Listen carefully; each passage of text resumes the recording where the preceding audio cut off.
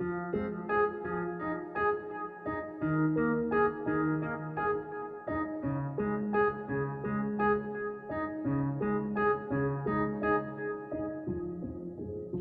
name is Letitia Rogers. I am Garnell Whitfield, the son of Mrs. Ruth Whitfield. My name is John Torrey. My name is Dr. Kenyani Davis, and I'm the Chief Medical Officer at the Community Health Centers of Buffalo. Buffalo is such an amazing and interesting place, and what makes Buffalo and Western New York so important is that Buffalo has the ability to be the microcosm of what the U.S. population will racially look like in the year of 2038 and beyond. So the truth is if we get it right here, we can get it right for the nation. But in order for us to get it right, we have to understand where we came from. Let's begin in 1619. Right, the history of Black people in this country begins, unfortunately, with the beginning of chattel slavery in this country, when the first African slaves were brought here to the U.S. Well, it wasn't the U.S. at the time, but what would become the United States.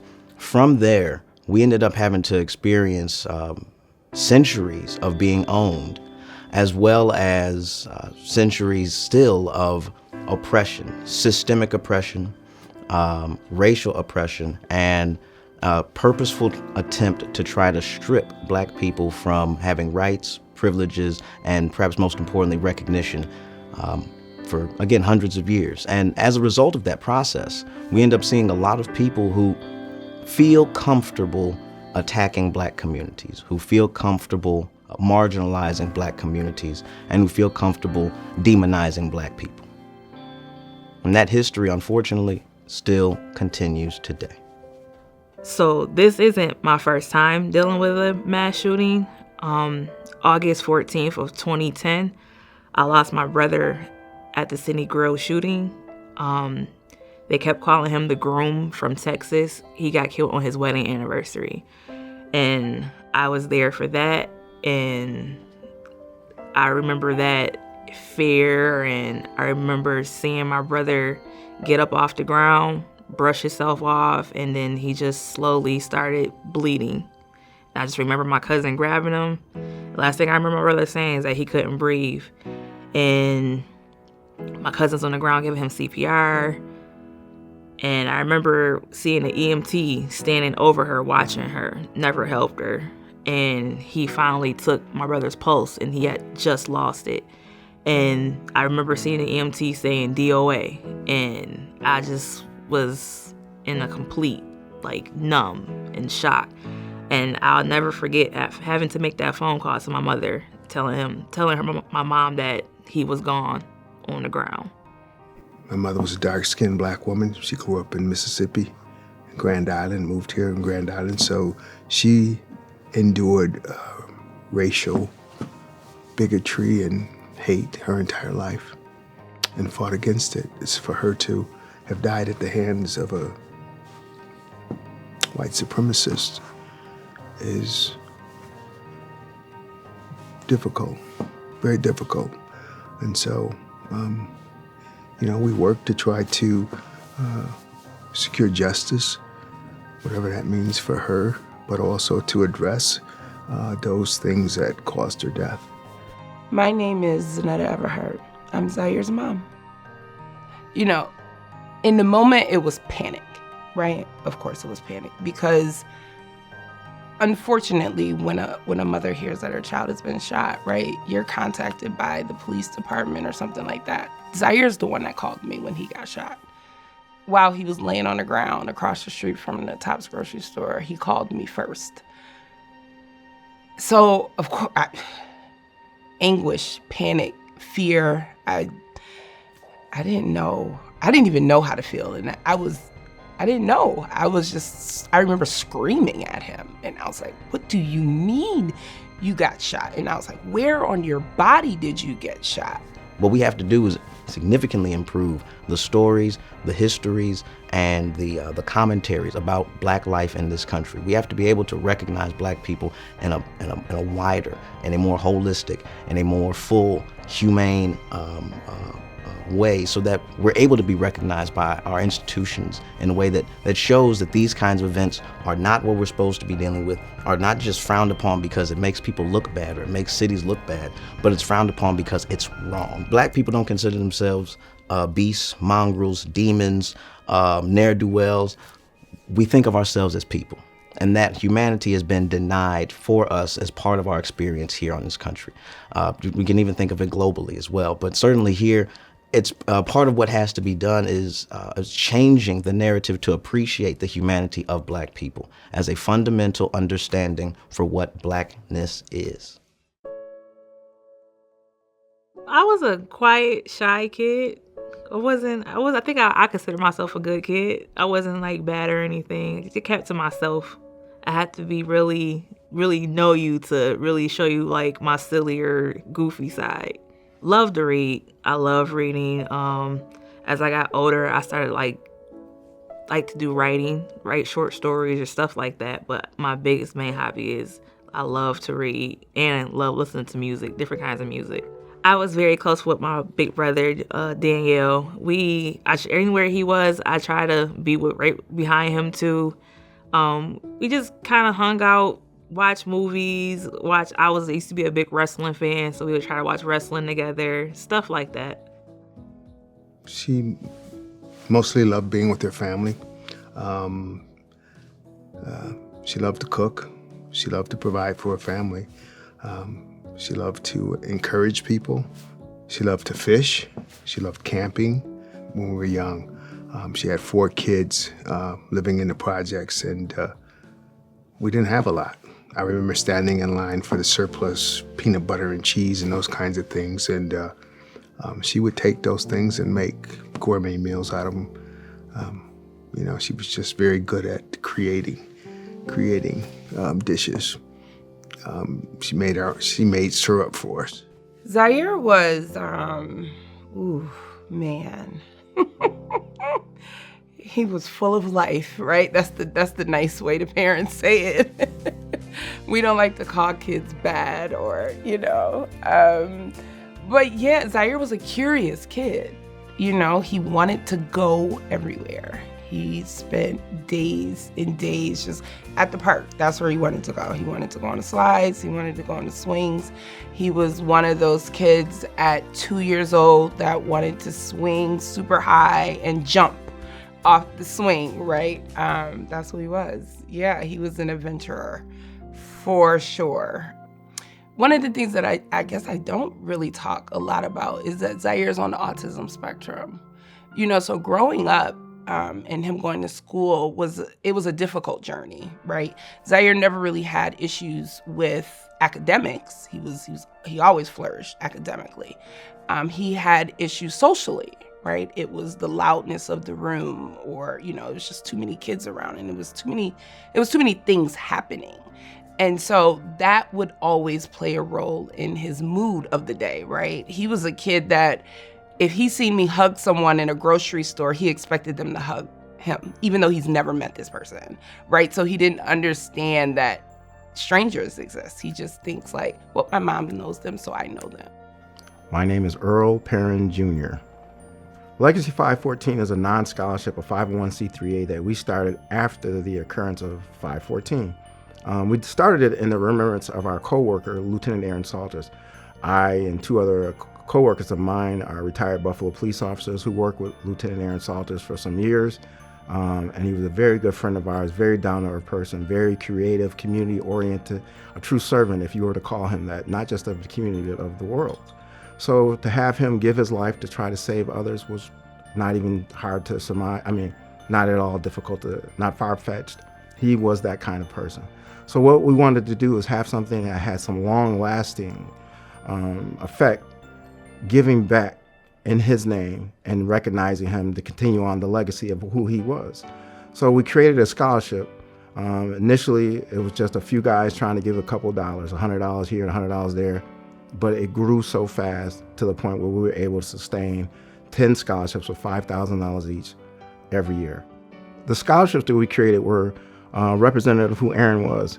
Even though Aaron was an African American who lived on the east side, he later moved out to Lockport. Aaron was a person that was all-inclusive, meaning he didn't choose his friends by the color of their skin. He chose them by their personality and character. So Aaron loved all people. So we wanted this scholarship to be reflective of that. Given the fact that we did have a certain percentage that we wanted to go to some marginalized members of the community who historically have not been able to achieve those things. But we didn't want to leave out those who were not A students. So we made this scholarship to be able to fit not the color of your skin, but the character of the person. Meaning, if you're a C or B student, you still qualify. Do you give to the community? That's what we want to know. Are you concerned about the city of Buffalo? That's what we want to know. If you can do those things and prove to be a person that is creative and community oriented, and again, a servant, then you can apply and you'll get the scholarship, given the fact that you are chosen out of the 10 nominations. Trauma is the perceived perception of vulnerability at that time, which is why a lot of times when we talk about trauma, if trauma happened in early childhood, it lives with us if we don't heal, right? When we're younger and we have this traumatic insult, we perceive ourselves as more vulnerable. So now let's take that as an adult. When you have repetitive traumas, what you begin to do is you normalize it. But if you don't know anything else, you don't know that what you're feeling is not normal. And for many years, we used to look at people and we used to dismiss their traumas, whether it's individually or we used to mute people's voices. But what we've learned from a healthcare perspective is all of these different microaggressions that one has to experience from a systematic level as well as an individual level absolutely has the ability to accelerate the aging of our DNA. And why is that important? Because the DNA molecules and structures, that is the blueprint for one's health. I'm born and raised on the east side of Buffalo. I've seen everything. I lived in the house where the worst of the worst was, right? I was raised by a drug-addicted mother. We struggled. There was trauma, right? Divorced parents, the whole, cliched story, but it's true. My mom and dad broke up. My mother was depressed. She turned to drugs, right? There are things about my story that I don't talk about. I did things I'm not proud of to make sure my mother's rent was paid, that we had a roof over our head, right? I dropped out of high school to help my mother pay bills. Those situations are still happening today, right? Kids are still growing up in households like that. And they're still making grown-up decisions like dropping out of high school to work and pay bills, right? I remember I was 14 years old doing Mayor's Summer Youth. I used that money to pay the electric bill. I didn't go out and hang out with my friends, right? I didn't go out and buy clothes and, do 14-year-old stuff. The biggest thing that I remember is just the fear that had instilled in me. And I kind of still have that fear because I don't like being in silence. So just remember on that day, after everything kind of settled down, I guess you can say, I just remember being in like complete silence, and I could just remember hearing him walking closer to where I was hiding. Everything that we knew, everything that we were secure in, everything we believed in has been upended. My mother was the center of our lives. She was a matriarch of our family. Never imagined her not being here. In hindsight, I was thinking, wow, as a mom, you did everything you were supposed to do to keep him from ever getting shot, right? I grew up in the hood, right? My job as a Black mother raising a Black child is to make sure he doesn't get shot. That's my job, all day long. All day, every day. Keep him away from gangs. Don't let him get involved in drugs. Don't let your kid get shot. That was my job. And it's like, how did this happen to my kid, But that's the question that many mothers have every day. Why my kid? So health and wealth intersect in a very interesting thing, in which I always like to explain through the social determinants of health. So everybody always talks about what the social determinants of health. I'm not a smart person, so I always say the most simplistic answer for social determinants of health, it's all the non-medical things that contribute to one's health. And when you talk about that, that's 80%. 80% of the totality of somebody's health is where they live, where they work, where they play. Not in my doctor's office. My stethoscope only accounts for 10%. And the reason why that's important is because every time we talk about health, we always run to medicine. But the truth is it's rooted in the maldistribution of social, economic, and political resources. And that's the foundation of what America was built on. America's history has shaped the health of many racial groups here, which has laid the foundation for health inequities. And the reason why that's important, especially here in Western New York and in Buffalo, is geographically we're landlocked. And that's mostly the ramifications of redlining. And the reason why that's important is because it takes 7 generations to undo the wrong of redlining. So that's access to schools, access to clean water and healthcare. All of that takes 7 generations. And when I look at myself, I'm only 3 generations in. So think about that. Race determines your health based off of that maldistribution of those 3 things, and that access to power or that access to change. And that makes up 80% of one's health. Access looks like connectivity. Building a brick and mortar and saying, here, I've put this building here and you're gonna come and you're gonna get these services and everything's gonna be well, is not true. You have to move past that. We're not there anymore.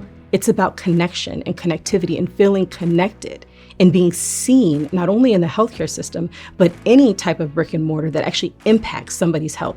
My name is Dr. Janae Queen Nazir.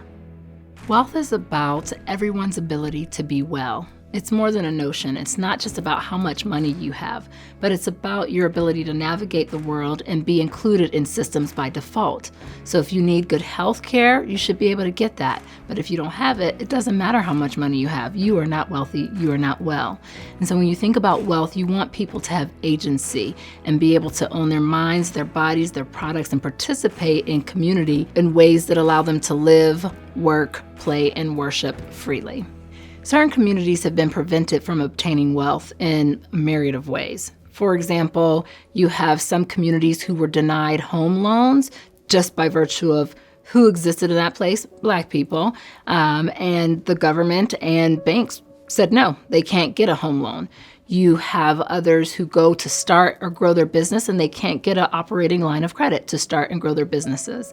And then you have examples like in Tulsa, Oklahoma, or North Carolina, or Georgia, or Florida, where when a community, particularly a Black community, actually generated wealth, was working and had economic security and stability, literal bombs got dropped on those places. There was an intentional action to disrupt the wealth in those places and for those people. So that's how wealth has been prevented. An example to describe how generational wealth can happen is homeownership. So I purchased a home in a neighborhood for, say, $300,000. This is a big deal for my family. I beautify that home with furniture, paint, a beautiful yard. It's lovely. And then I raise my family in that home. So that home has already gained value just because I beautified it. As soon as I move in and I get good furniture and put some pretty paint on the wall, it's beautiful. But then what time does is it provides equity and value. So now, 5-10 years later, my $300,000 home is worth $600,000. And now my kid is ready to go to college, or my niece is ready to start a business, and I can take money from that $600,000 and put $50,000 to my child's education, or invest $25,000 in my niece's business. Or guess what? Grandma got sick and she needs money for the health bill, for her health bill, because we're still trying to get our systems to work for us. I actually can support paying that health bill for my grandmother. And so that is how wealth can be passed down generation to generation. And I still have that home, and it can go to the next generation, and they can pull the value out of it. Albert Einstein had a very interesting quote that we can't solve problems with the same thought process that we did to create them. And what's so important to understand about the geography of why that area was targeted, this wasn't by accident. When you get traumatic events that are race-based, no one did anything but exist. And that takes your safety away. This particular area, because of those social determinants of health, financial insecurity, transportation, the ramifications of redlining, it deeply concentrated a particular race in one area, which allowed people from the outside to be able to target. The interesting thing is if you take this particular zip code and you put the COVID incidence rates on top of it, STI incidence rates, HIV incidence rates, chronic disease, hospitalizations, you name it, it will constantly overlay these same 5 zip codes. We were enslaved. Thankfully, we were able to shift out of that. We had Jim Crow laws. Thankfully, we've been able to shift out of that. We had black codes. Thankfully, we've been able to shift out of that. We've had voter right discrimination. We're still enduring that. We've had housing discrimination. We're still enduring that. So part of what it is to be able to navigate and shift these systems is to see what systems have we been able to change, and also what systems are still are perpetrating, are still creating systemic inequalities. It's going back and understanding what caused it, right? 514 didn't break anything. It was already broken, right? The issues have always been there. I'm 42. They've been there my whole life. So it's systems, right? We got to tear down systems, right? Poverty is a system choice.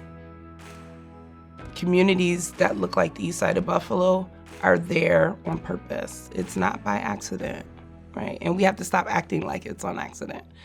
And that's how we fix it. We have to admit it, right? Whenever we go to therapy, they say in order to deal with your problem, you got to admit that there is one. So, restorative economics. I would love to take a page from the private equity venture capital book when we think about restorative economics. What that looks like is when I want to buy a business or I want to invest in an idea, I take a pool of capital, a pool of dollars, and I infuse it in a person or a product with the hopes that that will grow. But not only do I give the money, but I ensure an environment that allows them to be successful because I want the business to grow and provide a return on that investment. And that return looks like more revenue, more jobs, more presence in places, and good business. And so I think the same thing needs to happen in our communities. We need to infuse capital in people, in places, in communities, in homes, in literal streets, and then cultivate the growth so that we can get the return. And what that return looks like is a thriving community, a thriving economy where everyone gets to be wealthy and well. Like, we need a plan for Black people across the board, across the country, right? And we have to go into these communities and change them simultaneously, right? Not, we're going to build a building here, we're going to, throw some money and help a couple people buy a house. And no, we need a real plan. That's why, when we hear about, oh my God, $100 million for the East Side, $50 million for the East Side, they're throwing all this money into our community. And 2 years later, we look and we're like, where'd the money go? Everything looked the same. The community literally still looks the same. In my 42 years of my life, it actually looks worse than it did when I was a kid. But all these hundreds of millions of dollars are rolling into our community and it's still the same. So that's what hope looks like for me. Hope looks like actually doing something with the money, actually doing something. We have to change the landscape of Black Buffalo. Literally, something we could see. We need to be able to see the change. We don't see the change right now. Oh, hope is easy. Hope is that thing that allows us to change these young kids from wondering if they can do it to show them that they can do it. Hope is the kind of thing when you look up and you see somebody else that's willing to walk ahead of you, to lead you up and then pull you up the ladder. Hope is like when you decide that I am going to make a change and I won't be known for what I used to be, but what I am going to be from here on. That's what hope looks like to me. Hope for me, I would say having the faith to see things change. And I also think of it as hold on, pain ends, because I dealt with a lot of pain from 514, but just throughout the years of losing my brother, losing my father the year prior of 514. So I just know that God gives his toughest battles to his strongest soldiers, and dealing with all this, I really learned that the meaning of that. I trust and believe that change is imminent.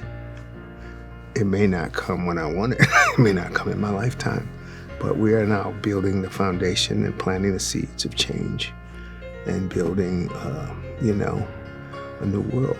And so that's what this is about. I don't need to see the manifestation of it right now. We just continue to work and walk by faith, and trust and believe. That's, for me, that's hope for me. What hope looks like to me is when people see themselves free to live, to work, to play, to worship, when they see themselves able to walk into any place, any establishment, and be a part of that and belong. It's not just like, we have a diversity of folks. It's literally feeling like you belong in a space or in a place. That's what hope looks like to me. Hope looks like to me when we are able to collectively govern ourselves in a way that ensures we are all wealthy and well. Hope looks like a whole lot of people holding hands and sharing connections. A good friend of mine actually once said this: life is about making meaningful connections. It strikes me that it is impossible to make meaningful connections if you can't see somebody as the same kind of person as you.